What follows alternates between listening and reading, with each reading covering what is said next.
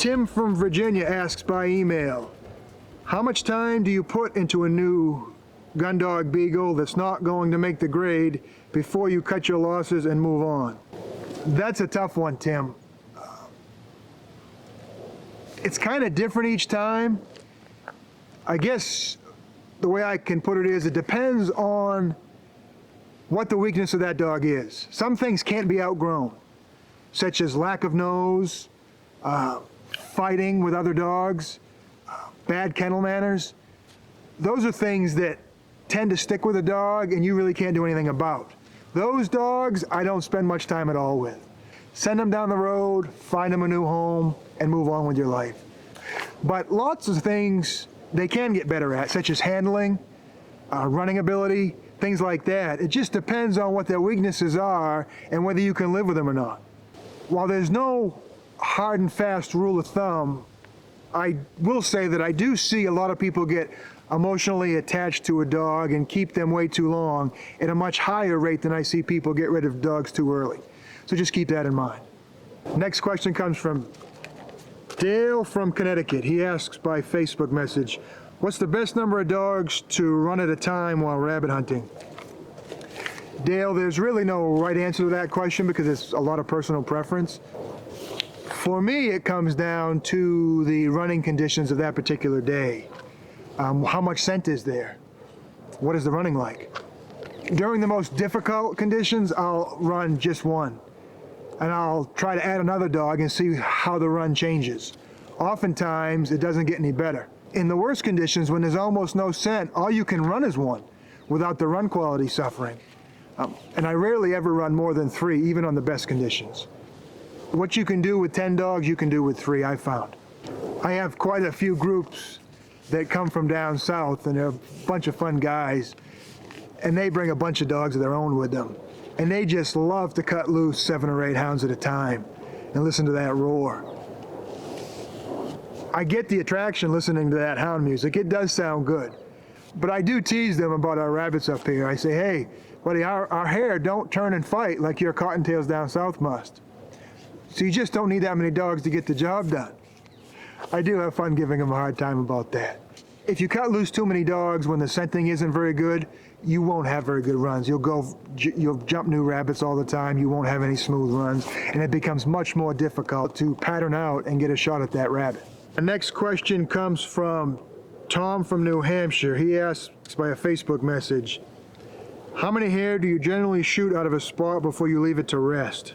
How do you know when enough is enough? Thanks for the question, Tom. That depends on the type of spot that it is. Over the years, I've had spots that I knew going in were good for just one rabbit, and I was done with that spot for the year. Other spots I've hunted, it's been as many as 100 before it needed to rest. A lot of it depends on the amount of good cover there is in the outlying areas around that piece you're hunting, from which the hare population can rebuild itself after you've taken some. What you don't want to do is put too much pressure on a spot so that you can't hunt it annually.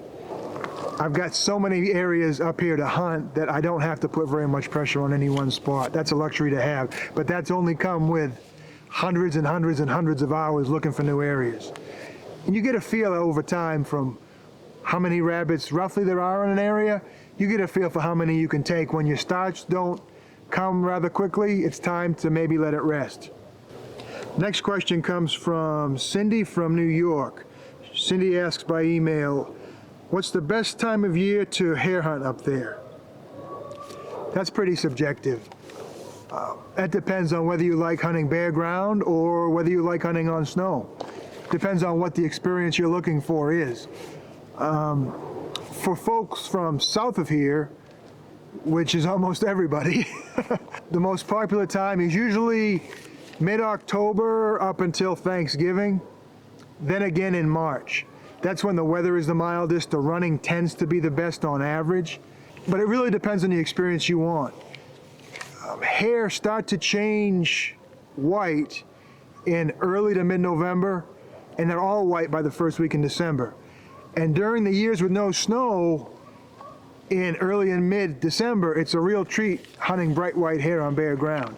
That doesn't happen every year. Maybe every 3 or 4 years we'll get quite a few days of that, and it's a real treat. People love to do that, but you can never really predict.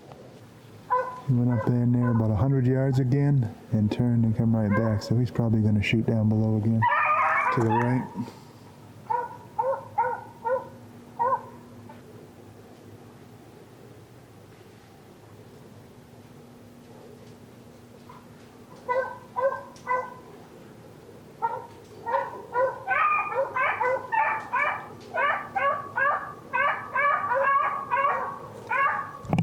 There he is. Or a rabbit just came. I don't know if that's the one they're on or not. Look at that joker. He goes, he ran down the road 50 yards. That will be problematic for our four-legged friends.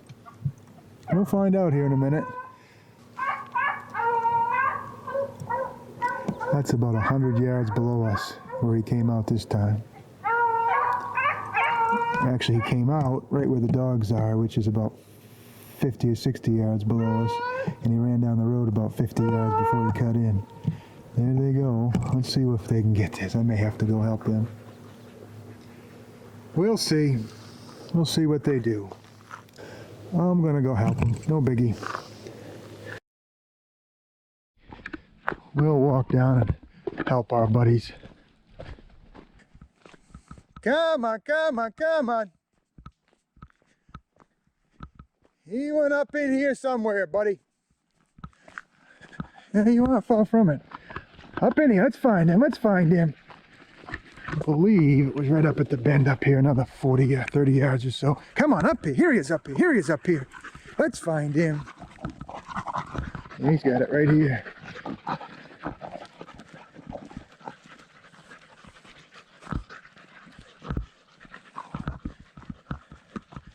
Find him, buddy. Where'd he go?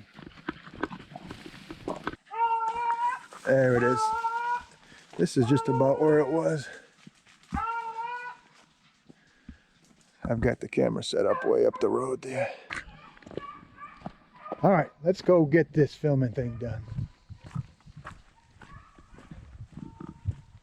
don't know what it is about dirt roads. When the rabbits run down the length of a dirt road, the dogs have a hard time. Unless the ground's real wet, or there's snow or something, obviously. That always helps, but just a regular dirt road gives them fits. Okay, the next one comes from Joe from Pennsylvania. He asked me by email. Joe says, I'm looking to buy a new shotgun for rabbit hunting. Do you have any recommendations on what makes a good hare hunting gun? I definitely have an opinion on what makes a good rabbit hunting gun. Joe, you want something that is lightweight, something that's short, that's maneuverable in the cover, so you can swing it when there's not a lot of open space. It should have different chokes. You should be able to have a wide open choke, which I prefer most of the time, or modified or full if the situation warrants it. It's very rare. Most of the time, folks are much better off with an open choke, improved cylinder, skeet, something like that. But if you have a changeable choke tubes, you cover all those bases. I think as far as calibers go, the gauges, 410, 28 gauge, 20 gauge max. You don't need anything bigger than 20 gauge.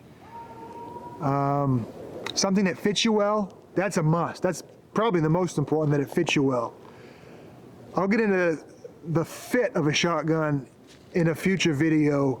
That's one thing I see quite consistently is a lot of guys are behind the 8-ball right off and had a hard time with those real fast snapshots because the shotgun doesn't fit them. So 410, 28 gauge is good, 20 gauge max. These rabbits aren't that hard to kill. 1 or 2 pellets of number 6, 5, 4, 7.5. Any of those will knock them silly. Something that's easy to carry, something that's durable.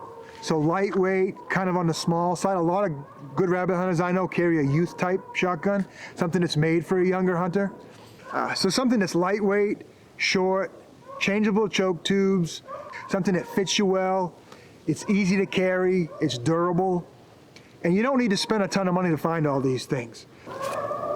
Dogs are coming towards us again, they're getting louder. a little inexpensive over and under, or side by side, or a little pump, or even a single shot. Rarely you need more than 2 shots. I see a lot of guys carrying semi-autos and they tend to waste a lot of ammo. You only need a shot or 2. Very rarely do you need more than 2 shots. Well, that's about all I've got for today. If you have any questions that you'd like to have answered, put it down on the email address in the description of this video, or post it down in the comment section down below this video, and I will do another one of these videos here in the near future answering another handful of questions. In the meantime, get out here and enjoy yourself. Ooh. Dogs are definitely coming up. Let's see if we can get this sucker on video again.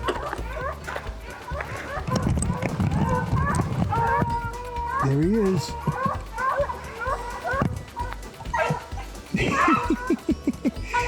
Oh, that's awesome. Hey, I appreciate you stopping by. I'm gonna go grab these jokers off this rabbit, and we're gonna go investigate a few more areas that I want to check out today. Hey, guide's work is never done. I'll catch up with you later. Have a good one. Come on, good boy.